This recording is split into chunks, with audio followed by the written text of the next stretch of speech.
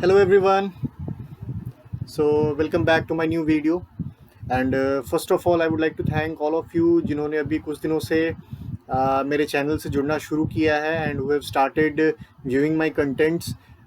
Thank you so much to all of you, all those amazing teachers, students, and people from all the places who have joined me and subscribed my channel and shared the very important feedbacks because अभी क्या है क्योंकि because this channel is very budding I would like to accept all the scrutinisations and feedbacks and I am very thankful कि मेरे साथ ऐसे creative लोग जुड़े हैं जिन्होंने बहुत सारे कंस्ट्रक्टिव एडवाइस दिए हैं and that is why I have begun to make this channel bit improve from the time I started ये पूरा जो सफ़र है चैनल का ये 4-5 महीने पहले शुरू हुआ था and I had started it as a change for myself.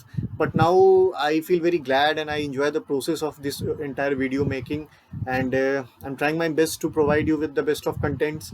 और since you can see this entire pandemic और ये पूरा जो situation है, since I started this channel during the pandemic and still the pandemic is residing, it almost looks like impossible to say how long this will continue. But the shift in education that we all are seeing, students moving a lot towards the online platforms that are providing different courses. Although I'm not earning anything from this, but I feel really glad that I can provide something for you people, and I feel myself very lucky that I'm able to clear your doubts in the subjects that come, whatever it may be.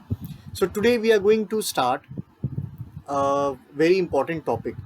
In recent days, many of the students have shown दिए doubts और बहुत सारे लोगों ने मुझसे personally इस topic के बारे में पूछा है लेटेंट हीट को लेके, जिसमें बहुत सारे बच्चों को कन्फ्यूज़न था. बहुत सारे बच्चे जिन्होंने initially temperature change of state को पढ़ना शुरू किया है, उनका कहना था कि लेटेंट हीट उनको समझ में नहीं आ रहा है और बहुत ही कॉम्प्लिकेटेड सा टॉपिक लग रहा है.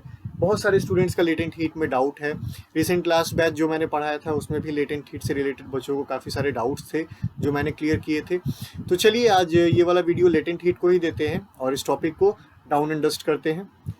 तो चलिए देखते हैं लेटेंट हीट होता क्या है. लेटेंट हीट को समझने के लिए हम समझेंगे आयोनाइजेशन और बैरियर पोटेंशियल जो हम लोगों ने पिछले कुछ लेक्चर्स में देखा था. मैंने जिस लेक्चर में प्लाज्मा फिजिक्स को इंट्रोड्यूस किया है उसमें मैंने किस तरीके से गैसेस प्लाज्मा में चेंज होते हैं मैंने उसको डिस्क्राइब किया था, और मैंने आयोनाइजेशन पोटेंशियल की बात की थी जिसमें मैंने एक्सप्लेन किया था कि किस तरीके से फोटो इलेक्ट्रिक इफेक्ट में आयोनाइजेशन पोटेंशियल का यूज़ होता है. देखो, हम जब बात करते हैं आयोनाइजेशन पोटेंशियल की, बैरियर पोटेंशियल की, बाइंडिंग एनर्जी की और लेटेंट हीट की, तो ये सब एक दूसरे से बहुत ज़्यादा सिनोनिमस होते हैं, बहुत ही सेम होता है इनका काम अलग अलग फील्ड्स में. जब हम बात लेटेंट हीट की करते हैं तो हीट जनरली ये कम्प्लीटली फिजिक्स में नहीं आता है एंटायरली, ये थोड़ा केमिस्ट्री में चला जाता है बेसिक लेवल पे, स्कूल लेवल पे. लेकिन चलिए, क्योंकि बहुत सारे बच्चों को डाउट था तो मैं ये वाला डाउट क्लियर कर दूंगा उन लोगों का. जब हम बात करते हैं लेटेंट हीट की तो जरा देखेंगे, लेटेंट वर्ड का मतलब होता है हिडन, छुपा हुआ. ठीक है, हिडन या फिर आप कह सकते हैं डोरमेंट. ठीक है, लेटेंट का मतलब है हिडन या डोरमेंट, और हीट का मतलब जो गर्मी होती है, ऊष्मा होती है. तो लेटेंट हीट का मतलब है वो हीट जो किसी बॉडी के अंदर डोरमेंट है या फिर छुपी हुई है, जो उस बॉडी को भी नहीं पता है, जो उस ऑब्जेक्ट को या स्टेट ऑफ मैटर को भी नहीं पता है कि उसमें इतना हीट था.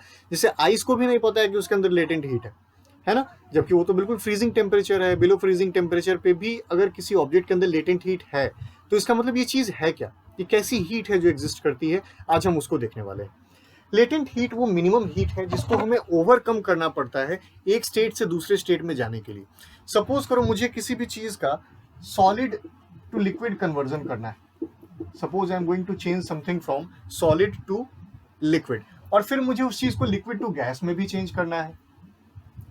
ठीक है, from solid to liquid and from liquid to gas, इस तरीके से हमें अपने चीज़ को कन्वर्ट करना है. अब देखो, सॉलिड टू लिक्विड में चेंज करने का जो प्रोसेस होता है उसको हम मेल्टिंग कहते हैं या फिर फ्यूजन कहते हैं, है ना, फ्यूजन या फिर मेल्टिंग. और लिक्विड से गैस का जो प्रोसेस है इसको हम इवेपोरेशन कहते हैं.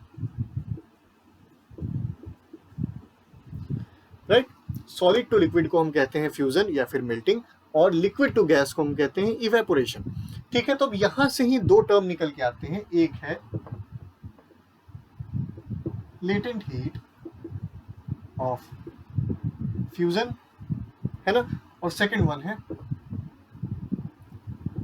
लेटेंट हीट ऑफ इवेपोरेशन या फिर वेपराइजेशन, है ना। बच्चे इसमें अक्सर कंफ्यूज हो जाते हैं। इसमें कंफ्यूज होने वाली कोई चीज़ नहीं है। जब हम किसी भी सॉलिड को लिक्विड में चेंज करा रहे हैं, from when we are changing the phase from solid to liquid, then the latent heat that will be inside the object will be latent heat of fusion. ठीक है, सॉलिड से liquid में जब हम चेंज करते हैं तो लेटेंट हीट ऑफ फ्यूजन होता है, जिसको हमें ओवरकम करना पड़ता है। और जब लिक्विड को गैस में चेंज कर रहे होते हैं तो we overcome the latent heat of evaporation. ठीक है, अब ये चीज़ है क्या, हर ऑब्जेक्ट की वो मिनिमम एनर्जी जिसके बाद उसका स्टेट चेंज होना शुरू होता है वो लेटेंट हीट कहलाता है। मैंने एक बीकर लिया और बीकर में मैंने गर्म करना शुरू किया। मान लो बीकर लिया मैंने, राइट, और इस बीकर में मैंने आइस क्यूब्स डाले, दीज आर आइस क्यूब्स, और मैंने इस बीकर को गर्म करना शुरू किया। ठीक है, मैंने इस बीकर को हीट करना शुरू किया है, मैंने इसमें कुछ आइस क्यूब्स डाले हैं। अब क्या होगा, जैसे ही मैं नीचे से बर्नर ऑन करूंगा वैसे ही ये आइस मेल्ट होना चालू नहीं होगा, थोड़ा टाइम लगेगा, थोड़ा सा कुछ गैप होगा, कुछ ड्यूरेशन गैप होगा, जिसके बाद आइस फिर धीरे धीरे मेल्ट होना शुरू होगा और ये क्या होगा, इसका फेज चेंज हो जाएगा और ये फिर वाटर बन जाएगा, लिक्विड बन जाएगा, है ना। ये आइस क्यूब्स चले जाएंगे। फिर उसी तरीके से वाटर को भी फिर थोड़ा टाइम लगेगा, अचानक वाटर होते ही उबलने नहीं लगेगा, थोड़ा समय लगेगा। जब वाटर जो है धीरे धीरे उसके अंदर हीट आना शुरू होगा, लेटेंट हीट को ओवरकम करना हम शुरू करेंगे और फिर वो वाटर गैस में चेंज होना शुरू हो जाएगा, है ना। और एक टाइम ऐसा आएगा जब liquid will completely gate evaporated, right. So this is what latent heat of fusion and latent heat of evaporation mean. इसका ग्राफ देखते हैं किस तरीके से बनेगा। जब हम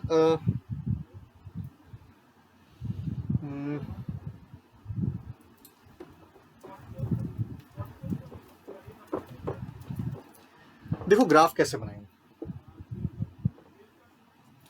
जब हम ग्राफ की बात करते हैं तो इस एक्स एक्सिस पे हम रखते हैं एनर्जी को और वाई एक्सिस पे रखते हैं हम लोग टेम्परेचर को, राइट। और मैंने आइस क्यूब्स को डाल रखा है, सेम कंडीशन लेते हैं, इसके अंदर आइस क्यूब्स हैं,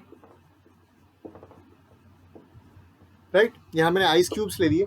मैं इस आइस क्यूब को टेम्परेचर देना शुरू करता हूं। जैसे जैसे टेम्परेचर बढ़ेगा आइस क्यूब्स के अंदर की जो एनर्जी है, उसके मॉलिक्यूल्स की जो एनर्जी है वो बढ़नी शुरू हो जाएगी, है ना। सॉलिड के अंदर जो मॉलिक्यूल्स होते हैं वो बिल्कुल टाइटली पैक्ड होते हैं, right. This is the molecular arrangement for solids, है ना। ये सॉलिड है।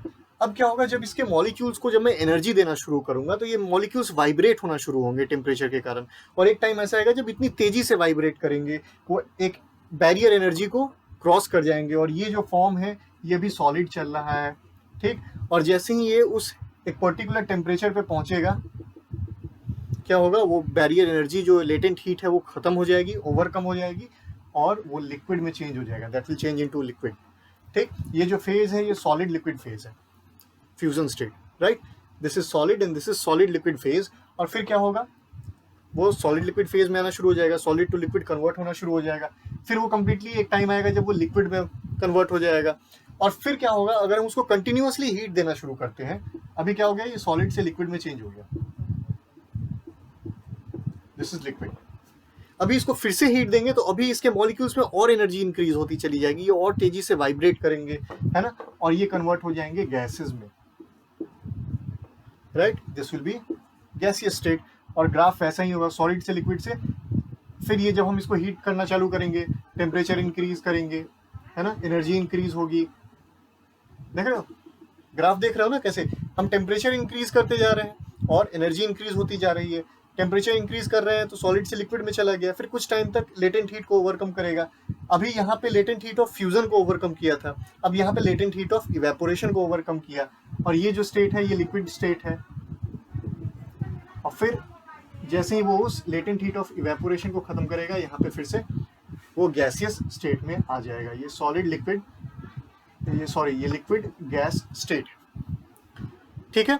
तो इस तरीके से ग्राफ बनता है लेटेंट हीट ऑफ फ्यूजन का। आपके एनसीईआरटी बुक्स में ऐसे बहुत सारे क्वेश्चन है ग्राफ से रिलेटेड, जिसमें आपको ग्राफ्स को आइडेंटिफाई करना है। So this is the actual graph of latent heat of fusion and evaporation. ऐसा स्टेप वाइज होता है, सीढ़ी जैसा, इस पे आप ऐसे चढ़ सकते हो ऊपर, राइट।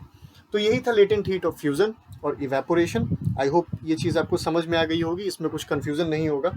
और अगर इससे रिलेटेड कोई भी कन्फ्यूज़न है तो आप लोग कमेंट सेक्शन में पूछिए और मुझे अपने डाउट्स भेजते रहिए, ताकि मैं इससे रिलेटेड बहुत सारी छोटी छोटी वीडियोज़ बना के आपके लिए डालता रहूँ। So thank you all of you.